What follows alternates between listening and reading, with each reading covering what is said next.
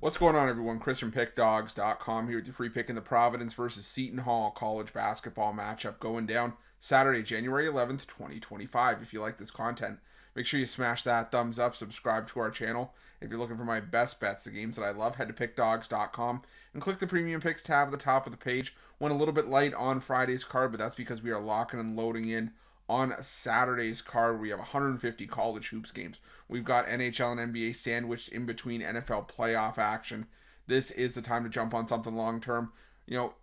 Mainly because I can guarantee you whether you get 3-day or 7-day pass, they're both going to be cheaper than buying each of Saturday's daily packages individually.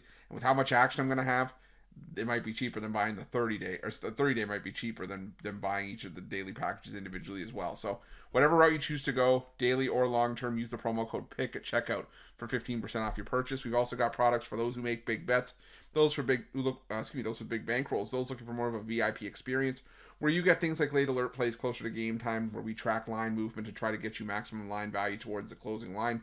So if that sounds like something you're interested in, text the number on the screen for more information, just to find out if it's right for you. But let's get to this one between Providence and Seton Hall.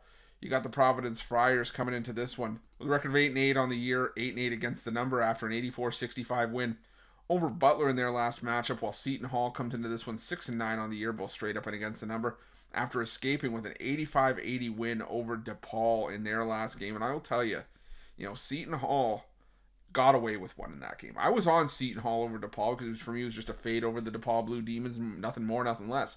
But the thing is that DePaul lost that game. Seton Hall didn't win it. DePaul lost it. I mean, that was a game that DePaul had in hand. Seton Hall forced overtime and just pulled away and won the game in OT.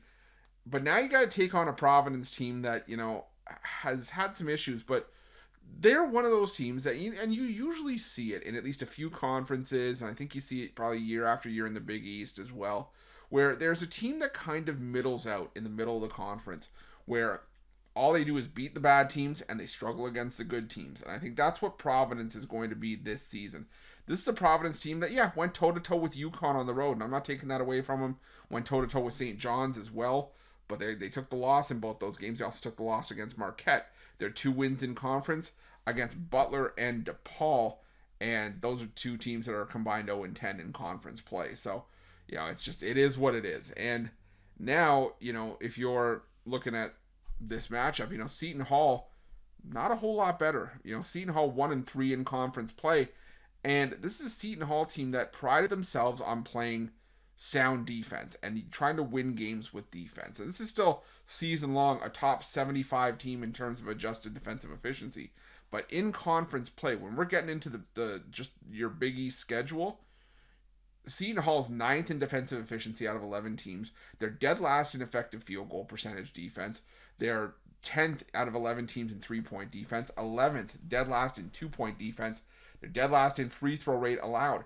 This Seton Hall defense is getting torched, and that is something that you cannot have with how bad this Seton Hall offense has been. It's an offense that prides on getting to the foul line and thrives at the foul line, and maybe that's one area if you're Seton Hall that you can attack Providence. Providence 8th out of 11 teams in Big East play in allowing teams to get to the foul line, and Seton Hall does crash the glass hard, first in offensive and defensive rebounding percentage in the conference, but Providence is 3rd in both as well. They can battle on the boards with Seton Hall, and when it comes to just an offense perspective, I trust Providence more in this matchup. We have seen Seton Hall really struggle in conference play. There have been a couple of close losses to Georgetown, they beat DePaul, but they've also lost handily to Xavier and Villanova, and I think that Providence is kind of somewhere in between all of that, to where I do think that they cover the 7.5 point line at home.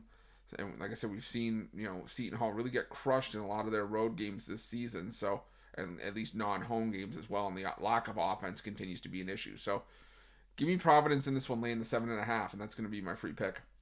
But just a reminder, if you haven't already, make sure you're subscribed to our channel and smash that thumbs up. And if you're looking for my best bets, you can find those at Pickdawgz Premium. Why are Pickdawgz? Check out our betting tools. They're 100% free. They're the best betting tools in the business, and tools that you want to make sure that you have in your back pocket when you're making your best bets for the day's action. Thanks for watching. See you guys soon.